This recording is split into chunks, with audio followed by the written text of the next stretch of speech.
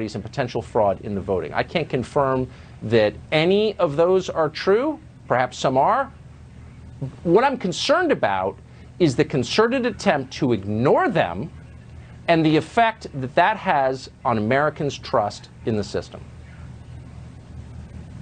Yeah, I am too, Tucker. There needs to be transparency in this process. There needs to be integrity. Americans need to have confidence that their elections have integrity.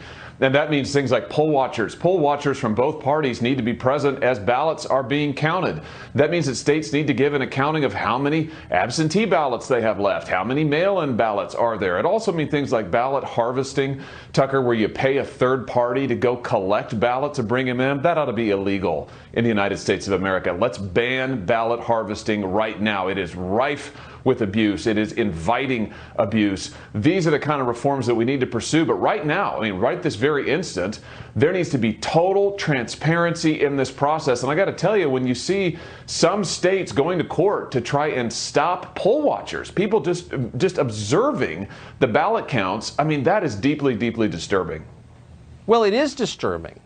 And I can't really think of a reason for it that's legitimate. But I know for a fact, hopefully the system, the courts will figure this out. But I know for a fact that the effect of it is to make everyone paranoid and distrustful. Why are they allowed to get away with excluding oversight? That seems like a disastrous thing even to try. Yeah, it does, and unfortunately we've seen it tried in multiple places. I mean, you've seen reports out of Detroit about ballots brought in there, new ballots in the middle of the night. We've seen it in Philadelphia. Now, again, to your point a second ago, I don't know if these allegations are well-founded or not. That's why you have observers. That's why you have a process. That's why you have a transparent process. I can tell you what else, Tucker, to have some states where they're not even telling us how many ballots they've counted, how many exactly are left. They're not giving reports. So they say, we'll get back to you in 24 hours. They're completely dark.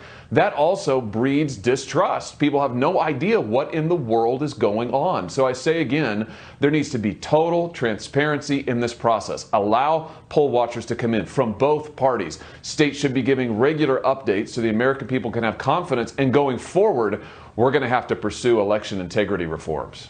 Yeah, immediately. I mean, when people refuse to answer straightforward questions, when they refuse to allow you to watch what they're doing, you should be highly concerned, and that's why people are concerned. It's not a figment of their imagination. I have to ask you, several months ago, Democrats completely redid the way we vote for president. For hundreds of years, we've allowed people who need absentee ballots to request them and then vote with them. But states sent the entire voter file ballots.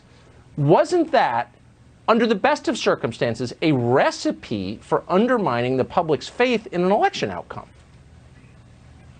Yeah, particularly when then you allow ballot harvesting, which is you send all those mail ballots out, and then it's legal in many states to allow third parties to pay third parties to go round the ballots up and bring them to the ballot box.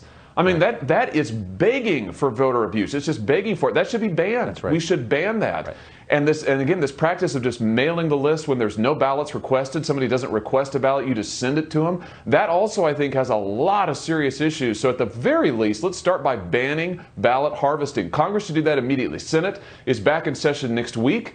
We ought to take this up next week, immediately. Yeah. So the left sets up a system that is guaranteed to shake the public's faith in an election outcome and then punishes anyone who questions the election outcome. Boy, they got you coming and going here, I have to say. Senator, good luck on that bill. We're rooting for you. Thank you. So we are going to do our absolute dead level best, because we care about the country, not to incite paranoia or fear.